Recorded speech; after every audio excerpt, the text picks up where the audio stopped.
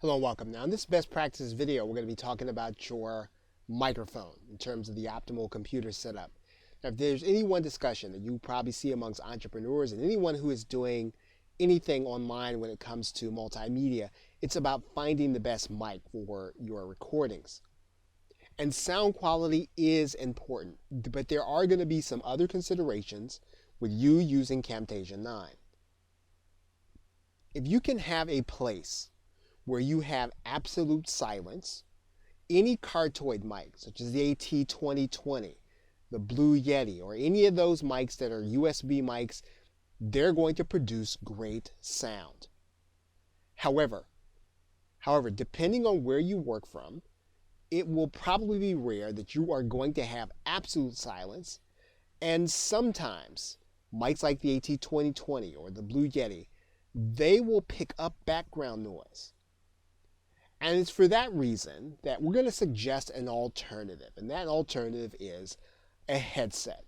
In fact, a Plantronics headset, which we will show you here in a minute. Now you're going to want to get the one that costs about $30 instead of the least expensive one. Now the Plantronics headset plugs into your computer's stereo jack, so it does not plug into the USB port.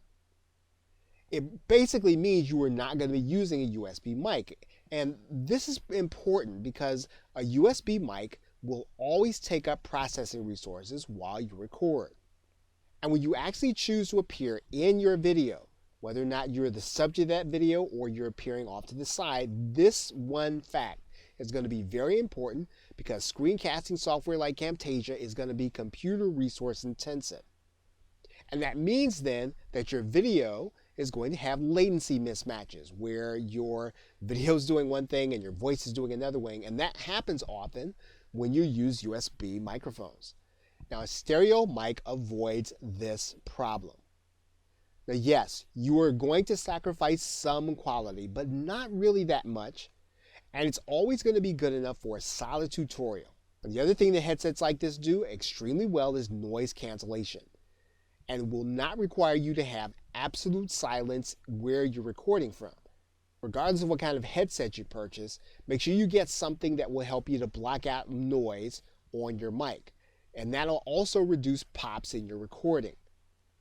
Now, one of the things you're going to want to do when you are screencasting, particularly with Camtasia 9, is that you want to position your mic away from your mouth directly.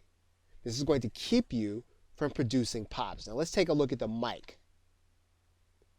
Again, we're not talking about a huge expense, and these mics are readily available, very inexpensive. And what you'll notice again is that these mics plug into the stereo jack. They do not plug into the USB jack. The latency issue is a big one, and you'll often see it when people are producing video and they have a tutorial video where they appear in that video. Unless you have a massive amount of computing power, you want to make sure that you are making the most of your resources. And if you want to get started using Camtasia 9 before you go out and get a powerful computer, you can do that if you use the stereo jacks in your microphone. And again, here are very inexpensive alternatives to be able to add to your mic, to slide right over to the mic head. And again, this will help you to avoid pops. It'll help you to block out some of the noise while you're talking. Okay, so with that, thanks, and I will see you in another video.